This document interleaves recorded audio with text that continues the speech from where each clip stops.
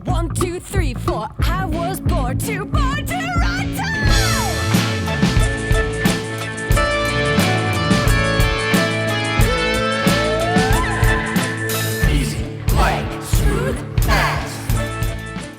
So my goal for this channel has always been to put out a running channel that's different. First and foremost, that's the priority. It might always be good, might be kind of spontaneous at times, but I've always wanted to blend kind of training content, coaching content, racing content with the idea that running is a form of art and that everybody can kind of be creative in their own way with running as their own form of art. And that's what I wanted to kind of come across today. So that's what this one's all about. So here we go. So right out of the gate, I want to talk about source material.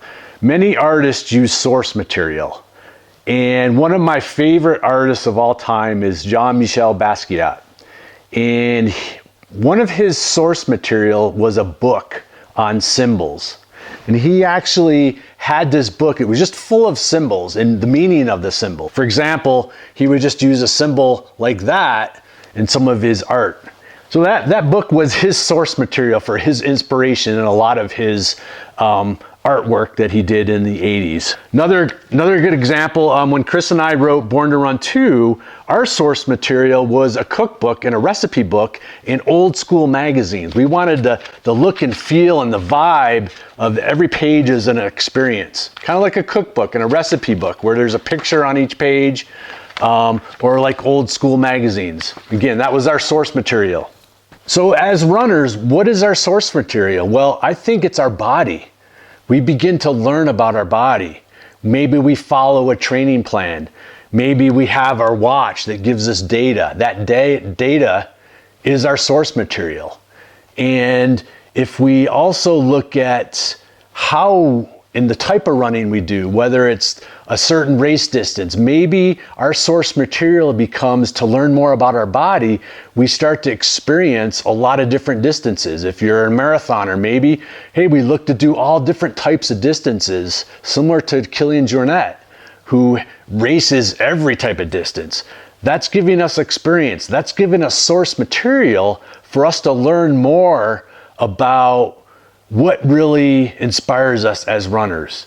The more we stay close to the vest and the more we do the same thing all the time, we lose out on gaining other experiences that could provide source material to go into being a little bit more creative with our running, but more importantly, using that source material, our body's experience, to learn what we really, really enjoy about running. Okay, number 2, like I said, I wanted this to be kind of like a guide, so I'm going to kind of do it in steps. So our number 2 category is steal like an artist. Picasso once said, good artists copy, great artists steal. So let's look at Led Zeppelin. Maybe considered one of the best hard rock blues band ever. Who hasn't heard Stairway to Heaven, right? Back in the day, not only were they the biggest band in the world at the moment, but they were also accused of stealing and ripping off of older music and making it and infusing it into their own music. They were, I think, if I'm not wrong, they were taken to court several times for actually stealing and copying old music. Look at the Ramones. Who did they want to be? They wanted to be like the Beatles, actually. And that's where the name Ramones came from. The Ramones name was the incognito name Paul McCartney used signing into hotels, so people didn't know it was Paul McCartney. So the Ramones called themselves the Ramones because they wanted to be like the Beatles. They were stealing the Beatles' name in a way. So what are the Ramones known for, though? Were they the best musicians ever? No, they're probably the worst musicians ever. And did they ever sell a lot of records? No. But what they did do is, the joke goes, of those 2,000 people that were at that gig that night, 1,000 of them started a new band. So they were truly inspirational in inspiring other kids to start rock and roll bands because they made it seem possible. If they're up there on stage doing 3 riffs, well, I can go do and learn that. They were maybe one of the most seminal, inspirational bands ever. So how does this relate to running? How do we steal something to infuse it into our running? Well, it's looking at maybe a runner that you admire in the space. Maybe it's a professional runner, maybe it's someone that lives near you, maybe it's a run buddy that you really truly admire and would like to be like. Start looking at their traits. Why do you admire them? So when I first got on this path of coaching, I really looked to reading a lot of books on Bruce Lee, because not only was he a good athlete, but he really blended in his ability to coach other folks in martial arts. He was involved with making movies that infused his philosophy as a martial artist. So I really like that idea of blending who you were as an athlete and who you were as a teacher and a coach. And that was really inspirational. So books out there, if you don't have that one athlete, turn to books. Another one of my inspirations, Goran Kropp. He lived in Sweden. So he rode his bike from Sweden to Kathmandu, ditched his bike, hiked to base camp of Everest, and then summited Everest, back down, picked up his bike, and biked all the way home. So I just loved that story. That was back in the 90s, and it was really kind of an inspirational story that running could be more than just either fitness or racing for me, but it could also be adventure. So find this person, this book, whatever it is that really inspires you. And again, do a deep dive as to what inspires you about that. What is the ethos behind that person or the book or the story or the way of maybe looking at your running? And this has nothing really to do with ability. Instead of looking at an athlete purely from their ability, look at the athlete of how they carry themselves, how they live their life, what makes them good. If they are a professional athlete and a high level performer, what is it that makes up their high level of performance? And 9 times out of 10, all those traits that make up an elite athlete that we maybe look up to or strive to be are trainable in our own way. Is that, again, yes, genetics, yes, ability goes into it, but for them to go to their best, it's all the little things that they do that we all can do. I think that's what's powerful in examining and stealing what they're doing. And as you begin to examine this athlete, their traits, it leads us to the next step in our guide to running like an artist. And that's having a message or a way or a why for your own personal running. And I'll use myself as an example. It was way back. I developed 3 words that had to exemplify everything I did as a runner and or as a coach. And those words were participation, health, and adventure. And whenever I'm posed with a project or a business opportunity or my running itself, I always ask myself, does this opportunity fall into one of those categories? And if it doesn't, I probably won't do it. But if it does, if it's a form of an adventure or it has something to do with participation and inspiring others to participate, or if it's just health in general, that's my guide to helping me with my why and making decisions as to why I may or may not choose to do something. So it really truly is my why. And then this why becomes really crucial, because I often tell my athletes, sometimes I'll hear from them and say, hey, they had to skip a workout, or they couldn't get the workout in on Sunday or Saturday. They had family obligations. And I said, yep, you just got lifed. Life gets in the way for all of us. And so when we get stuck or we get lifed, it's easy to let that get us off our momentum or our flow, which we'll talk about in a minute. But having that why may help you get right back on the bike again and get back into the groove if you've had to miss that workout. Or it could go as to, if you have that bigger why, that reason for the day-to-day operation of your running, so to speak, it may say, hey, today I've got to get up at 5 o'clock in the morning to get my run in because I know I'm going to get lifed later in the day. So it really, again, just like my 3 words, it gives you that purpose. It gives you that driving force for the day-to-day that will help you remain the person you want to be within your own running and the artist and the creativity that you want to put into it. And being a good athlete and being a good artist is all about flow, staying in the groove, keeping the momentum going. Is again, we've all experienced of having to take time off. And as much as we put into our running before that time off, it's hard to get back into it. So having that why helps us stay into the groove and helps us keep the flow and the momentum going. The moment you stop judging your goals, it's the moment that you open yourself up to flow. And this leads us into the next segment of mastering your flow and your momentum. And in the music industry, they joke that you always keep the tape running, because if the tape keeps running, you stay focused, you stay in the moment, you stay in the groove, you don't let your guard down, and you keep going, you keep going. You'll often also hear good writers where they get in the practice of just writing every day. Whether it's good or not, they just write every day.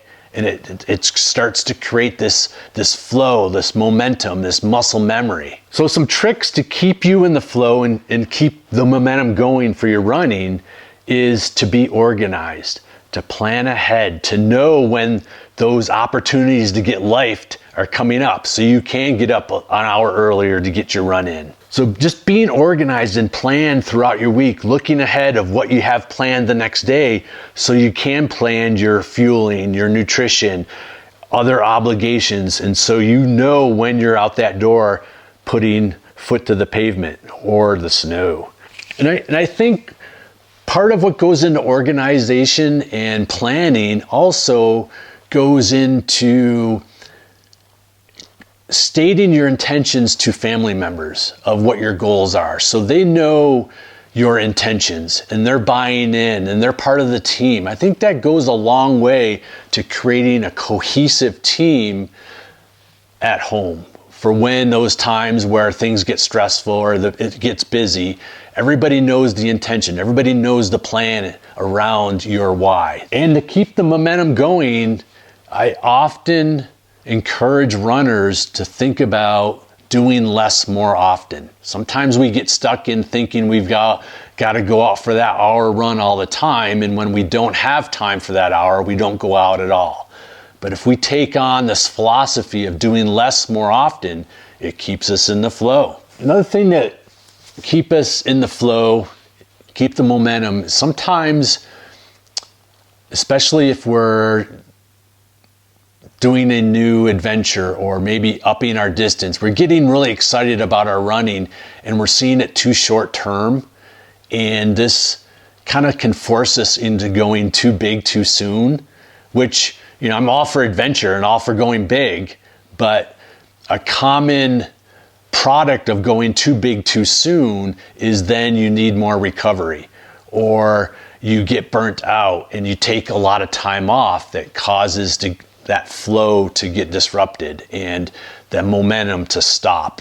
And then you start to lose that focus of your why, and things just start to get kind of wonky in your head. It kind of messes with you. So look and try to avoid going too big too soon, so you avoid needing to take a lot of time off. It's a common thing I see happen. People get excited about going ultra, okay? And they, instead of doing 100 miler, they do 3. And lo and behold, a year later, they're burnt out and they have to take a lot of time off for a variety of reasons. And it even happens in the pro ranks, okay? So really watch yourself of going too big too soon and avoiding having to disrupt the flow and the momentum. Okay, so now we know how we want to be as a runner and as an artist and how we're going to blend this. We know our why. And so now we have to memorize and internalize and visualize. If we look at any good guitar player or piano player, being a good player requires muscle memory.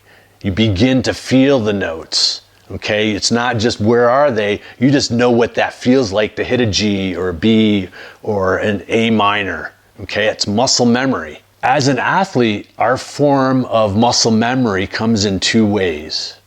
It becomes in training skills, whether it's run form or strength, and also through training our brain and visualizing. Science has proven visualization affects the mind no differently than if it actually happened. And so this is our way as an athlete, as a runner, to create muscle memory for our brain. And if we start to visualize how we want to be, seeing ourselves perform and be and living our life just like how we want to be, just like that athlete that we want to emulate, and our purpose for running, this creates that muscle memory through time of how we start to treat ourselves and training our brain no differently than training a muscle to start living that way. And it becomes second nature. It becomes no different than training to get faster and stronger. I have my athletes every day do a journal of their workout. They reflect on how the workout went and they just write it down in their own way. This allows them to reflect, but it begins to help them visualize what they need to do during the workout that will then help them reflect and go and journal. So journaling and visualization go hand in hand. And journaling, writing down what you experienced from your run, helps us to learn about ourselves. It helps us to learn and to be more creative in continuing to further that flow and the momentum. And it gets us excited about a run project or a goal that we have coming. And the powerful and potent part of this is that learning about yourself continues to get you inspired and excited about what's next. And that's the important part. That's what helps us to continue to have this inspiration year after year. As we get older, as we get maybe a little bit slower, we can always have this inspiration of creativity that we can infuse in our running that is more about who we are as a person and as a runner, that has nothing to do with performance, that allows us to get excited about our running for the rest of our lives. And that inspiration will always be with you. And that's the fun. That's where the creativity comes in. And that's where you can continue to strive for more fun projects and always be inspired with your running. And through this process and through this inspiration, we start to realize that this creativity, this form of art and mastery allows us to not put so much emphasis on whether we can achieve a goal or not, but it's the fun, creative process that goes into doing something you don't think you can do that becomes the magic. And that ultimately is running like an artist. All right, team. Thanks for watching. Over and out from home in Jackson Hole. But first, before I sign off, I think it'd be fun if everybody puts down in the comments below who's inspiring you and what your why is for your running and your artistry. So thanks again for watching. See you guys next time. Later.